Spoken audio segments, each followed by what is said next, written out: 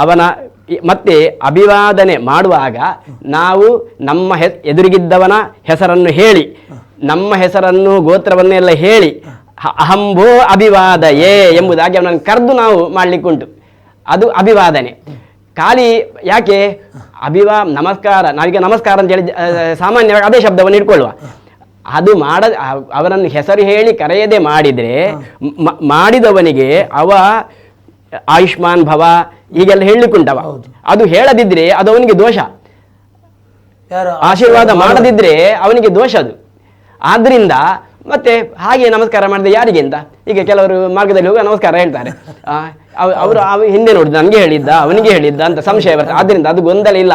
ಅವನ ಹೆಸರು ಹೇಳಿ ಗೋತ್ರ ಹೇಳಿ ನಾನು ಇಂಥವ ನಿಮ್ಗೆ ನಮಸ್ಕಾರ ಮಾಡ್ತಾ ಇದ್ದೇನೆ ಎಂಬುದಾಗಿ ಅಭಿವಾದನೆ ಮಾಡುದು ಅಂತೇಳಿ, ಎರಡು ಕೈಯನ್ನು ಹೀಗೆ ಇಟ್ಟು ಹೀಗೆ ಎರಡು ಕಾಲಿ ಹೀಗಿಟ್ಟು ನಮಸ್ಕಾರ ಮಾಡುವಂಥದ್ದು. ಹಾಗೆ ಈಗ ಅಭಿವಾದನೆ, ಆ ಅಭಿವಾದನ ಜನ್ಮ ಪ್ರಭೃತಿ ಯತ್ ಕಿಂಚಿತ್, ಈಗ ಅದೆಲ್ಲ ಹೋಗಿದೆ. ಹೋಗಿ ನಮ್ಮ ವ್ಯವಸ್ಥೆಯಲ್ಲೇ ಒಂದು ಕೈ ನಮಸ್ಕಾರ ಮಾಡ್ತಾರೆ. ಹೌದು, ಏಕಹಸ್ತ ನಮಸ್ಕಾರ ಹಂತಿ ಪುಣ್ಯಂ ಪುರಾತನ ಮುಂತಿರುವಂಥದ್ದು. ಒಂದು ಕೈಯಲ್ಲಿ ನಮಸ್ಕಾರ ಮಾಡಿದರೆ ನಾವು ಏನಾದರೂ ಸ್ವಲ್ಪ ಪುಣ್ಯ ಮಾಡಿದ್ದು ಅದು ಹೋಯ್ತು ಅಂತ ಅರ್ಥ.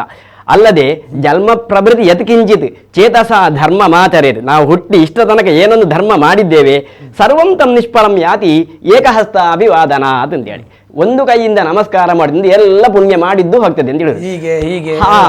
ಎಲ್ಲ ಹೋಯ್ತು ಅಂತ. ಆದ್ರೆ ನೋಡಿ, ನಮ್ಮ ಇದರಲ್ಲಿ ಬಂದದ್ದು ಮಿಲಿಟರಿಯಲ್ಲಿ ಬಂದು ಸೆಲ್ಯೂಟ್ ಕೊಡುವಂಥದ್ದು.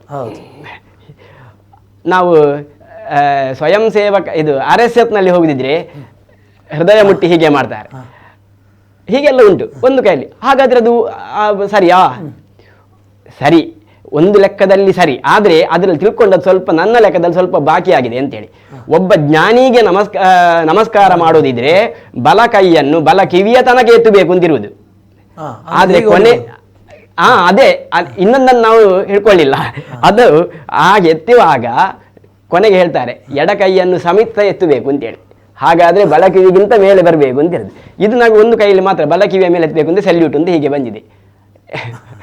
ಅದು ಆಂಗ್ಲರು ತಿಳ್ಕೊಂಡದ್ದಷ್ಟೇ, ಮಿಲಿಟರಿ ಸಿಸ್ಟಮ್ ಆಂಗ್ಲರು ತಿಳ್ಕೊಂಡದ್ದಷ್ಟೇ, ಅವರಿಂದಾಗಿ ಇಷ್ಟೇ ಬಂದಿದೆ. ನಾವು ನಮ್ದು ತಿಳ್ಕೊಳ್ಳಿಕ್ಕೆ ಹೋಗ್ಲಿಲ್ಲ, ನಮ್ದು ಹೀಗೆ ಬರಬೇಕು ಅಂತ. ಮತ್ತೆ ಕ್ಷತ್ರಿಯನಿಗಾಗುವಾಗ ಅವನಿಗೆ ಎದೆಗೆ ಮುಟ್ಟಿ ನಮಸ್ಕಾರ ಮಾಡಬೇಕು ಅಂತಿರುವುದು.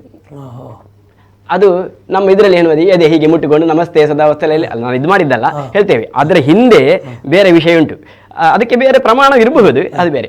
ಮತ್ತೆ ಇನ್ನು ತಲೆಬಾಗುವುದಲ್ಲೇ ಹೌದು.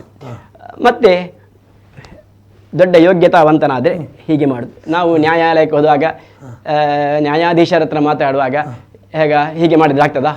ನಮಸ್ಕಾರ ಮಾರ ಹೇಳಿದ್ರೆ ಆಗ್ತದ? ಆಗುದಿಲ್ಲ. ಆಗ ಪ್ರಾಂಜಲಿ ಬಗ್ಗೆಯೇ ಮಾಡಬೇಕು ಅಂತ ಹೀಗಿರುವಂಥದ್ದು. ಆದ್ದರಿಂದ ಒಬ್ಬೊಬ್ಬ ವ್ಯಕ್ತಿಯ ಯೋಗ್ಯತೆಗೆ ಸರಿಯಾಗಿ, ಅವನ ಪ್ರಾಯಕ್ಕೆ ಸರಿಯಾಗಿ, ಅವನ ವಿದ್ಯೆಗೆ ಸರಿಯಾಗಿ ಈ ನಮಸ್ಕಾರ ಹೋಗುವಂಥದ್ದು. ಅದೇ ದೇವರಿಗೆ ನಾವು ಮಾಡುವಾಗ 8 ವಿಧ ಉರಸ ಶಿರಸ ದೃಷ್ಟ್ಯ ಮನಸ ವಚಸ ತತ ಪದ್ಭ್ಯಾಂ ಕರಾಭ್ಯಾಂ ಜಾನುಭ್ಯಾಂ ಪ್ರಣಾಮ ಅಷ್ಟಾಂಗ ಈರಿತಃ ಎಂಬುದಾಗಿ ಈ 8 ವಿಧದಲ್ಲಿ ನಾವು ದೇವರಿಗೆ ನಮಸ್ಕಾರ ಮಾಡಲಿಕ್ಕೆ. ಉರಸ ನೆಲಕ್ಕೆ ಎದೆ ತಾಗಬೇಕು, ಶಿರಸ್ಸು ತಾಗಬೇಕು, ಮನಸ್ಸಿನಲ್ಲಿ ಆ ಧ್ಯಾನ ಪ್ರತಿಪಾದ್ಯವಾದ ಮೂರ್ತಿಯನ್ನು ಕಲ್ಪನೆ ಮಾಡಿಕೊಂಡು ಮಾಡಬೇಕು. ಪದ್ಭ್ಯಾಂ ಹೊಟ್ಟೆ ತಾಗಬಾರದು, ಹೊಟ್ಟೆ ನಡುವಾಗೆಲ್ಲ ತಾಗಬಾರದು, ಗಂಟು ತಾಗಬೇಕು, ಕಾಲು ತಾಗಬೇಕು. ಪದ್ಭ್ಯಾಂ ಕರಾಭ್ಯಾಂ ಕೈ ತಾಗಬೇಕು. ಇದು ಸಾಷ್ಟಾಂಗ ನಮಸ್ಕಾರ ಹೇಳಿದ್ದು. ಇದು ಸಹಿತ ಅಷ್ಟಾಂಗ ಸಹಿತವಾದ ನಮಸ್ಕಾರ ಅಂತೇಳಿ ಇದು. ಇನ್ನು ಹೀಗೆ ಇನ್ನೊಂದು ಪಂಚಾಂಗ ನಮಸ್ಕಾರ ಅಂತ ಉಂಟು. ಆ ಪಂಚಾಂಗ ನಮಸ್ಕಾರ ಸ್ತ್ರೀಯರಿಗೆ ಈ ಸಾಷ್ಟಾಂಗ ನಮಸ್ಕಾರ ಮಾಡಲಿಕ್ಕೆ ಅಧಿಕಾರ ಇಲ್ಲ. ಹೌದು, ಯಾಕಂತ ಕೇಳಿದ್ರೆ ಪಂಚಾಂಗ ನಮಸ್ಕಾರವು ವಿಹಿತವೇ, ಇದು ದೊಡ್ಡ ಉತ್ತಮ ಕಲ್ಪ ಸಾಷ್ಟಾಂಗ. ಸ್ತ್ರೀಯರಿಗೆ ಅಧಿಕಾರ ಇಲ್ಲ. ಯಾಕಂತ ಕೇಳಿದ್ರೆ ಬ್ರಾಹ್ಮಣಸ್ಯ ಗುದಂ, ಬ್ರಾಹ್ಮಣನ ಪೃಷ್ಠಭಾಗ, ಶಂಖದ ಪೃಷ್ಠಭಾಗ, ನಾರೀಣಾಂ ಸ್ತನಮಂಡಲಂ, ಸ್ತ್ರೀಯರ ಹೃದಯ ಭಾಗ ಅದು ನೆಲಕ್ಕೆ ತಾಗಬಾರದು ಅಂತ. ಭೂಮಿ ದಾಯಿಗೆ ಅದನ್ನೆಲ್ಲ ಇದು ಮಾಡಲಿಕ್ಕೆ ಆಗುದಿಲ್ಲ ಅಂತ. ಆದ್ರಿಂದ ಅವರಿಗೆ ಸಾಷ್ಟಾಂಗ ನಮಸ್ಕಾರ ಇಲ್ಲ. ಶಂಖವನ್ನು ನೆಲದಲ್ಲಿ ಇಡಬಾರ್ದು ಹೇಳುದು ಅದಕ್ಕೋಸ್ಕರ. ಹಾಗೆ ವೇದ ವಿದ್ಯಾ ಸಂಪನ್ನರಾದಂತಹ ವಿದ್ವಜ್ಜನರು ಬಂದರೆ ಅವರಿಗೆ ಆಸನ ಕೊಡೋದು ಅದಕ್ಕೋಸ್ಕರ, ನೆಲದಲ್ಲಿ ಕೂತ್ಕೊಳ್ಬಾರ್ದು ಅಂತೇಳಿ ಇರುವಂಥದ್ದು. ಭೂಮಿ ತಾಯಿ ಒಪ್ಪುದಿಲ್ಲ ಅದನ್ನು ಅಂತೇಳಿ. ಆದ್ರಿಂದ ಅದಕ್ಕೋಸ್ಕರವಾಗಿಯೇ ನೋಡಿ, ಈಗ ಎಲ್ಲ ನಮಗೆ ಉರುಳು ಸೇವೆ ಅಂತ ಬಂತು, ಹೌದು. ಹೆಂಗಸರು ಹಾಕ್ತಾರೆ.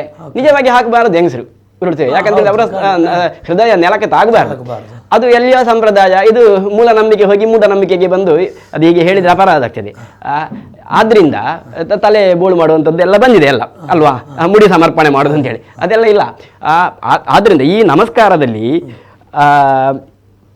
ನಮಸ್ಕಾರ ಸರಿ ಹೀಗೆ ಮಾಡುವಂಥದ್ದು ನಮಸ್ಕಾರ. ಅದೇ ದೇವರಿಗೆ ನಾವು ಸಾಷ್ಟಾಂಗ ನಮಸ್ಕಾರ, ಪಂಚಾಂಗ ನಮಸ್ಕಾರ, ಮತ್ತೆ ಕೈಯೂ ಹಾಗೆ ಬೆಲ ಕೈ ಸ್ವಲ್ಪ ಮೇಲೆ ಇರಬೇಕು, ಈ ಎಡ ಕೈ ಸ್ವಲ್ಪ ಕೆಳಗಿರ್ಬೇಕು. ಅದು ಉರಸ ಅಂದ್ರೆ ಇದು ನಮಸ್ಕಾರ ಹೀಗೆ ಬರಬೇಕು. ಉರಸಿಗೆ ಸಾಗಿ ಹೀಗೆ ಹೀಗೆ ಬರುವಂಥದ್ದು ಇದು ನಮಸ್ಕಾರ ಹೇಳುವಂಥದ್ದು. ಸ್ವಲ್ಪ ಮೇಲೆ ಇರ್ಬೇಕು ಯಾವಾಗ.